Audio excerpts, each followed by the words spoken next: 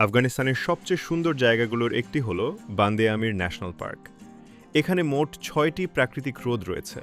প্রতিটার নাম আলাদা: বান্দে হাইবাত, বান্দে কাম্বার, বান্দে পুদিনা, বান্দে পানির, বান্দে জুলফিকার এবং বান্দে ঘোলামান।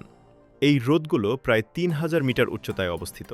মজার ব্যাপার হল, এই হ্রদগুলো প্রাকৃতিকভাবে তৈরি ট্র্যাভারটাইন বাঁধ দিয়ে আলাদা করা।